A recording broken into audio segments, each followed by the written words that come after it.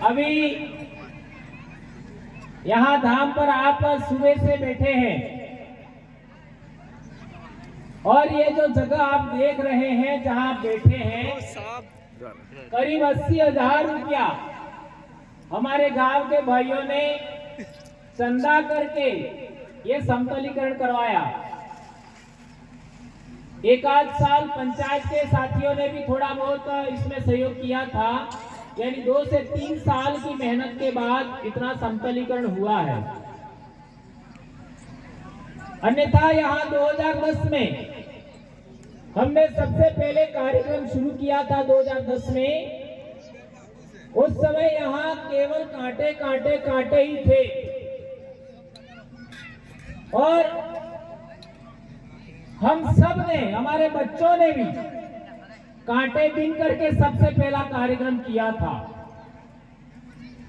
और बहुत सारी परेशानियां हमको यहाँ पर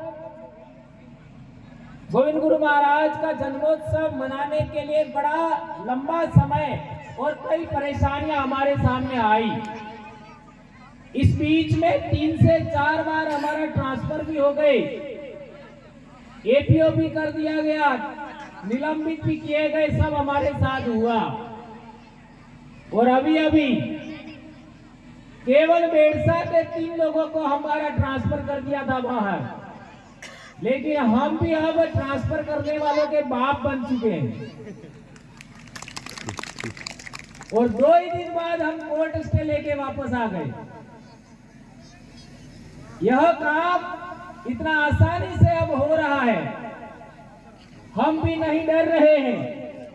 यह सब मैं मानता हूं कि हमारे गुरु महाराज संत गोविंद गुरु महाराज और छाणी मंगरी धाम का प्रताप है, ऐसा मैं मानता हूं। दोस्तों, अभी हम लोगों ने बहुत सारी बातें सुनी। हमारे पाल सुराता धाम से भी यहाँ पर साथी है, बासिया से भी भगत भक्तनी है, बुढ़ावली से भी है और रात को हमें बासिया भी जाना है, वहां रात्रि कार्यक्रम होगा। ऐसा क्या कारण था? मैं बहुत बड़ा सवाल आपके सामने रख रहा हूं। ये सवाल आज तक किसी ने खड़ा नहीं किया। क्या कारण था कि मानगढ़ पर गोलियां चलाई गई? ये बहुत बड़ा सवाल है। यदि गोविंदगढ़ महाराज और भगत भक्तनी भक्ति का काम कर रहे थे, धर्म का काम कर रहे थे, तो उन पर गोलियां क्यों चलाई? ये सवाल आज तक किसी माई के लाल ने खड़ा नहीं किया। ऐसा मैं कहना चाहूंगा। संत सुरमाल महाराज की बात आती है तो संत सुरमाल महाराज को शीशा किसने पिलाया? संत सुरमाल महाराज भक्ति का काम कर रहे थे, धर्म का काम कर रहे थे, तो उनको शीशा किसने पिलाया, क्यों पिलाया? ये बड़ा सवाल किसी ने नहीं खड़ा किया और बहुत कम समय हुआ है।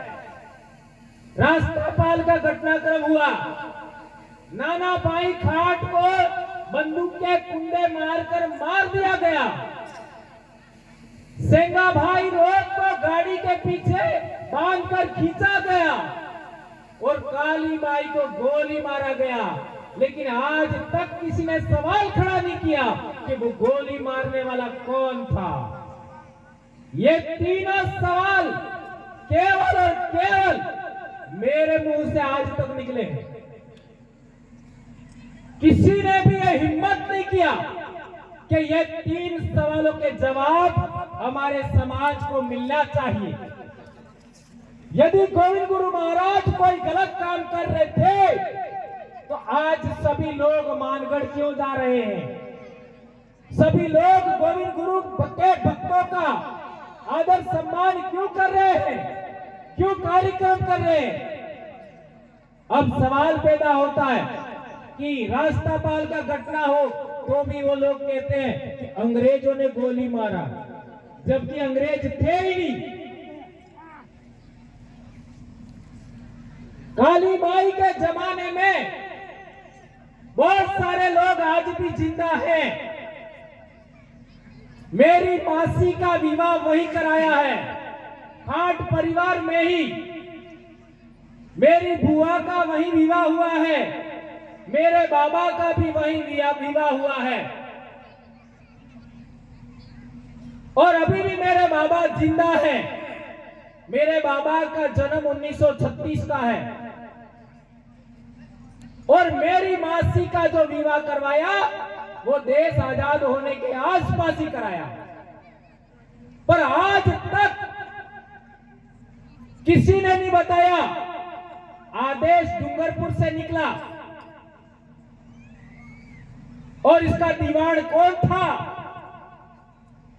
वो सेना आपका पुलिस वाले आए थे, वो कौन थे, उनके बारे में हमारे को जानकारी चाहिए। ये जानकारी आज की पीढ़ी को, आज के समाज को होनी चाहिए या नहीं होनी चाहिए? होनी चाहिए। कौन कौन मानता है ये जानकारी हमें होनी चाहिए? ये बात मानकर से आगे बढ़नी चाहिए। राष्ट्रपाल से ये बात आगे बढ़नी चाहिए, लसुड़िया से ये बात बढ़नी चाहिए, सुराता से ये बात उठनी चाहिए, और छाणी मंगरी से भी ये बात उठनी चाहिए कि गोविंद गुरु महाराज और भक्तों पर यदि वो भक्ति का काम कर रहे थे, धर्म का काम कर रहे थे, तो उन पर गोलियां क्यों चलाई? और हम जानना चाहते कि मानगढ़ पर कितने अंग्रेज थे? आज तक के रिसर्च के अनुसार केवल 6 अंग्रेज थे,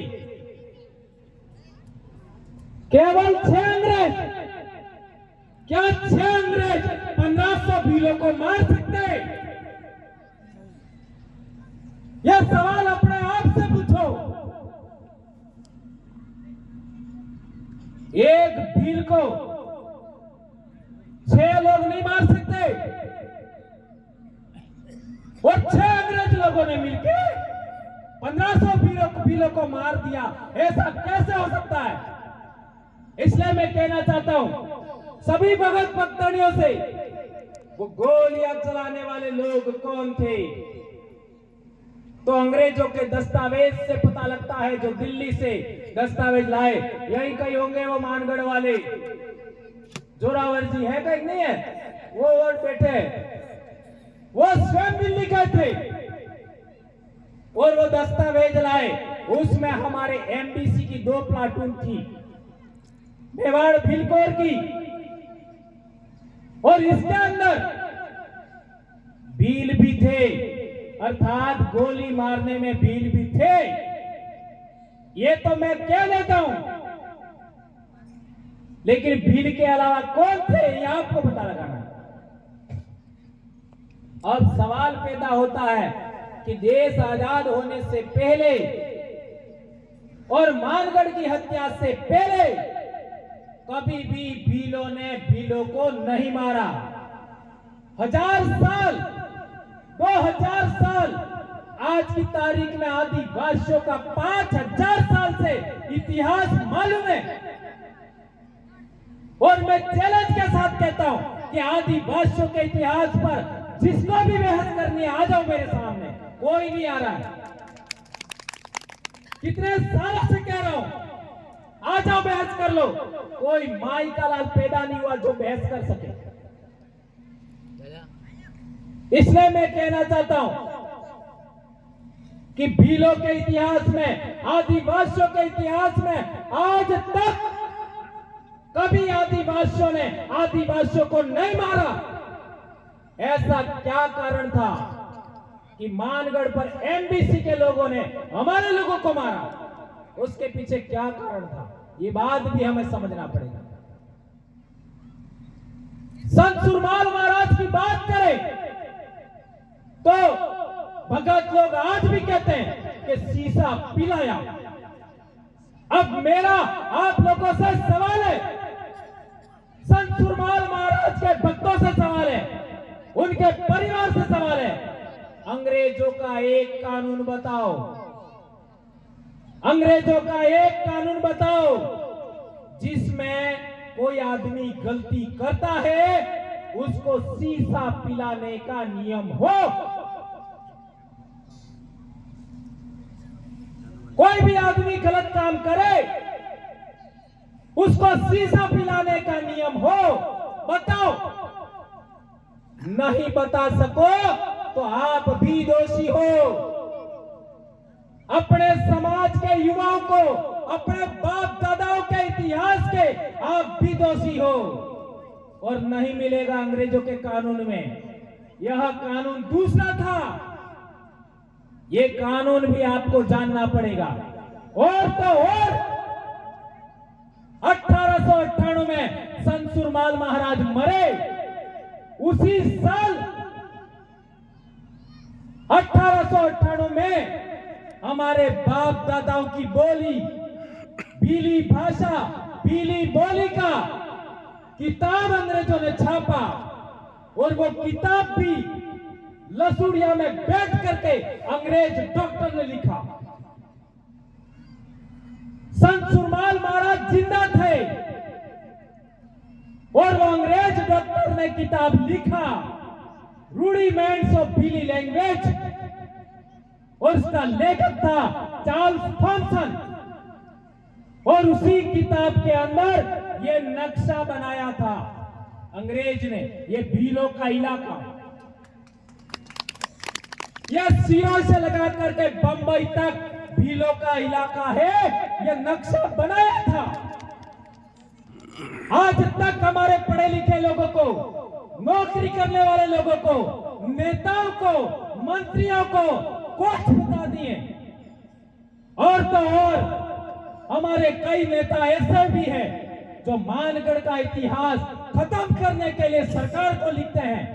क्या किया जाना चाहिए, सोचिए।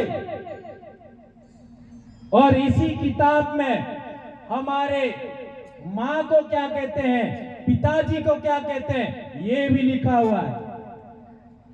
हमारे मां ने तो आई कही पर पिताजी ने हो कही। हेलो पानी पानी है वहाँ अपने मां ने तो आई कही, पिताजी ने हो कही। कोणक दादो के, कोणक बापो के, हैं?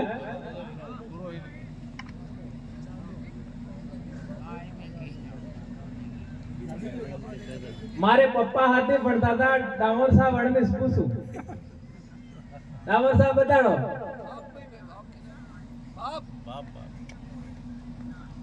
और भक्तो તમે बताड़ो, बापा ने हो क्या था, बापू तो बारे कहीं दादो है ना। मारे मारे पप्पा ही पप्पा ने दादो एम कहता था। इट मीन्स थोड़ा सा के अपने बाप दादा की गलती था जी। देखिए आ बात है हम लब्धि में अपने कई लोग एक कही कि ना हमारा दादो तो एमस बोलता था એટલે એમસ બોલવું પડે, हमारे मोटा दादो एमस बोलता था एमस करता था એટલે एमस करવું પડે। ऐसे कई लोग हमारे सामने टटपूची आते हैं, इसके लिए बोल रहा हूं। अभी बिछीवाड़ा जाओ, खेरवाड़ा जाओ, लसुड़िया के इलाके में जाओ, आज भी बापा ने आतो कही, आज भी। और उस किताब के अंदर यही बात लिखी हुई है, पिताजी के लिए आतो ने मां ने बदले आई। ये वो बता रहा तमें कार्य किया हमळ्યું ने हमळ्યું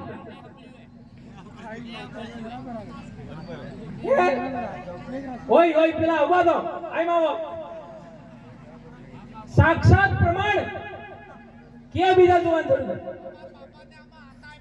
ओय जो हाँ ताली बजाओ उसके लिए। इसका मतलब है कि हमारे बाप दादाओं से कुछ छूट गया, कुछ भूल हुई, वो वहां पर जिंदा है। આજે તમે મધ્યપ્રદેશ में जाओ, गुजरात में जाओ, रतलाम में जाओ, झाबुआ में जाओ, अलीराजपुर में जाओ, आ कुशलगढ़ वाला अड़ने पूछो, अड़ने वे लाड़ी वोर नकनावे, लाड़ी वोर ने फेरा फेरवे, तो हेत तो पहले एक ते नेसे तांबड़ी में ले लोटो, अणा में ते रहते पानी, ने अणा तांबड़ी माते फेर बीजी तांबड़ी में ले लोटो, अणा में मेले हरो, ने अणा समकोर भेरा भरे, कहियो हरो, मोड़ वालो,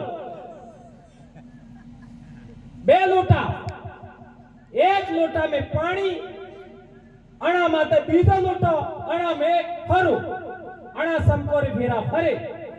अब बताओ, विवाह के मामले में वो भी पी ले, हम भी पी ले, और ये कोई ज्यादा दूर नहीं है,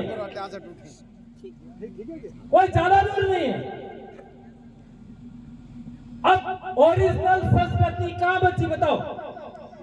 हमारे बाप दादा ने कुशलगढ़ की बात करूं, 1951 की जनगणना, अणा में आदिवासी कौन, भील कौन, भील की नहीं पूजा करता, ये अंग्रेजों ने लिखा है। ये बात मैं आगे नहीं बताऊंगा, वो आप ढूंढना, अंग्रेजों ने लिखा है 1951 में, और मेरा बाप 1949 में पैदा हुआ, और लक्ष्मण जी भी 1949 के आसपास ही पैदा हुए, ये जिंदा है, उस जमाने की जनगणना में लिखा है। अरे भैया 20-30 साल में हमको फालतू बातें पकड़ा करके हमारे बाप दादाओं की संस्कृति खत्म करने का षड्यंत्र चल रहा है। तो बात चल रही थी वो किताब जिसमें व्याकरण है, शब्दकोश है, और उसी के अंदर लिखा है वीर लोग हैं वो जोहार बोलते हैं। 101 पेज पर लिखा हुआ है, अभी चाहो तो अभी मैं देने के लिए तैयार हूं, 101 पेज पर। और कई लोग हमको कहते थे ये तो झारखंड लग जाए, छत्तीसगढ़ लग जाए, तो काटा थवा बाद पेला आतम चावल ले पोगे तुझे तेवड़ हो बोले ज्वार बोले, दिवाली ने वाले दाड़े ज्वार पटारा दाड़ा बोले, सिंपल सी बात। ये बातें बहुत जानना जरूरी है। तो मैं कह रहा था कि वो भीली बोली भाषा को 8वीं सूची में डाला होता, और प्राथमिक विद्यालय तक पढ़ाई कराने का पाठ्यक्रम बनाया होता। अभी आने वाले साल से तो होने ही वाला है, 2016 में हमने आवाज उठाया,